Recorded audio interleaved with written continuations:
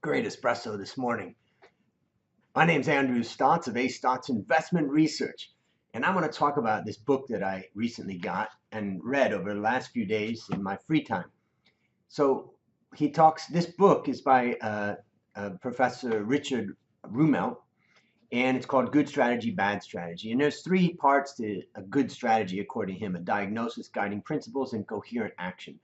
I'll talk about those, and I'll try to simplify it a little bit from my own perspective based upon what he's saying. All the information in this presentation comes from this book and also from his website, where I try to understand more of his thinking. And then I've tried to put it in as simpler terms as I can. So let's get into it. What's so great about this book? I mean, I've read a lot of books on strategy. This is one of the best ones. Well, first of all, it's a small book.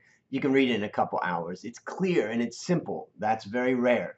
Have you ever read the book that's got strategy, objectives, goals, blah, blah, blah, until it's so darn confusing? It's real world. He brings out lots of great little examples into it, but most importantly, it's honest. That's rare.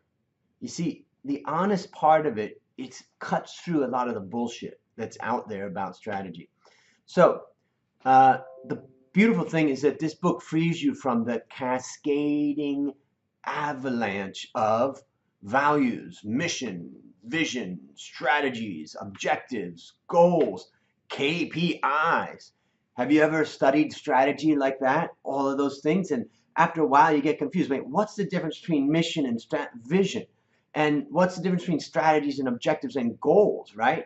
An awful thing, KPIs, something I personally do not like, particularly when they're directed at an individual. Now, the most important thing you want to understand is that good strategy is rare. Yeah, everybody has strategy, but a lot of it's bad. So most companies just have performance goals, no strategy to achieve them. Grow revenue 30% every year over the next 5 years. All right, yep. Or they have fluffy aspirations. He uses the word fluff, and I like that. But that concept of we live to serve the client in every locale, at every possible pain point, and we have a passion that we apply to that. What? That's all fluff, right? Now, what are the signs of bad strategy? Well, first of all, a bad strategy avoids identifying the company's core problem. What's the problem? What is the issue that this company needs to be thinking? I'm thinking about my own business. For instance, one of my businesses is my coffee business. How do we grow 10 times from here? What are the constraints to that? Bad strategy makes no hard choices. In fact, it pushes the choices on to others. It has no focus. The company ends up with conflicting goals. Well, wait a minute. If you say we're going to satisfy every customer, and we're going to have top quality, and we're going to have the fastest delivery, how can we do all that at the same time? It's usually a list of outcome, like something like, what's the book? What's that one that has the big, hairy, audacious goals? That is Good to Great. An excellent book, but what he's talking about here is having a list of outcomes that are just hit these targets, right? That's just a list, right? Does not build on the competence and cumulative learning of the organization. Nobody knows your company better than you and the leaders of that company. The leaders of the company need to take the strengths of the company and understand the weaknesses and apply those strengths into the strategy. And the best thing you can see about bad strategy, it's a cascading avalanche of fluffy values, mission, vision, strategy, objectives, and goals, and KPIs.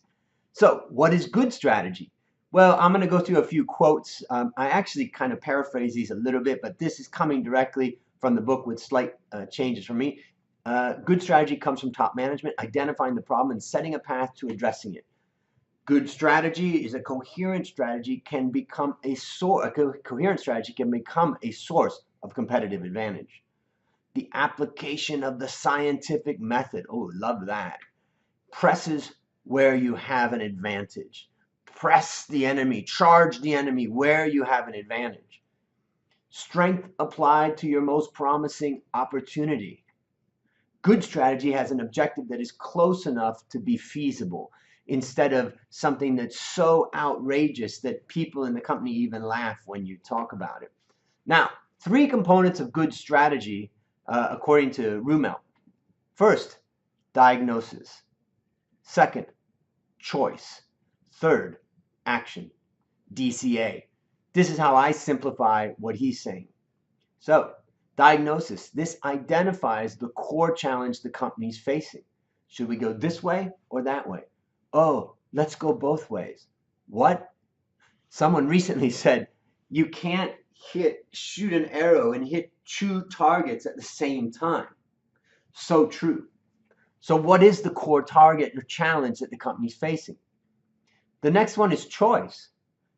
The people who are setting the strategy have to make a choice. They have to decide the direction the company will take and what direction it will not take and where it will not continue. And finally, the third component is action. It determines big picture actions to move in that direction, keeping the company focused. Now you can start to get the point of this book where all those fluffy vision, missions, and all that, that's distraction. It's a distraction from good strategy, according to Rumelt. So more thoughts on strategy. Let's look at it. Strength. Well, you take advantage of an existing strength within your organization, but maybe reorganize it or redirect it into a coherent and focused direction. Choice. You make a choice to focus the energy and resources of a company in that particular direction, to the detriment of other choices and other directions. Losers. Since good strategy must make a choice, a sign of good strategy is that there will be losers in an organization, areas where the company will retreat and pull back resources. Beware of no losers strategy. Everyone's a winner, win-win. That's not good strategy. There's only so much time and energy and resources that a company has. How could you do everybody win strategy? You have to focus. Now, strategy is about testing and refining your hypothesis. In fact, it's the scientific method. It's about developing a hypothesis. If we do this, this will be the outcome. If we attack in this consumer sector space, our opponent will not counterattack. Maybe that's the hypothesis. Now, you run your test of your hypothesis, and then you honestly interpret your results. And then you rerun your test with modifications until you find out what hypothesis is the strongest. Another author, one of my favorite, Dr. W. Edwards Deming, called this the PDA cycle, PDSA, which is plan, do, study, act. But I just simplified it into develop a hypothesis, run your test, honestly interpret your results, retest with modifications. So the objective should be to make a big difference and will likely address a limiting factor, right? You know, one idea, for instance, for a company is that the limiting factor could just be the internal communications and systems that will not allow for massive growth, right? And that could be a limiting factor. That could be the number one place. Or it could be targeting one particular market. Say, if we don't get this right, we can never get the others. It should be able to help a company lay out step by step what actions to take, what goals to shoot for. Once the strategy is set, these things can become much more clear. And of course, when you're developing your strategy, you want to think outside of your organization from the customer and the competitor's position. And what Dr. W. Edwards Deming also taught me was the idea of focus on your customer, not on your competitor. So yes, when you're brainstorming, thinking about reactions of your competitors, that's fine. But the main thing is keep learning more and more and more about your customer.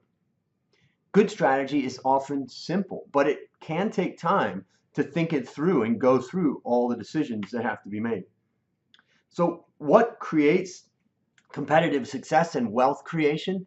Well, the joint outcome of the quality of an organization's accumulated resource and its coordinated action. In other words, an organization has learned a lot. Take those accumulated learnings and resources within the company and apply it in coordinated action. And that's how you create a competitive success. And by strengthening a competitive advantage or by increasing the demand for scarce resources, supporting it. So these are the ways that you can create a competitive advantage and wealth creation. So to wrap it up, these are the three parts to good strategy. Number one, diagnosis. Number 2, choice. The author calls this guiding principles. And number 3 is action. The author calls this coherent action. Well, I hope you got as much out of this as I did. It's been a blast reading it and summarizing it.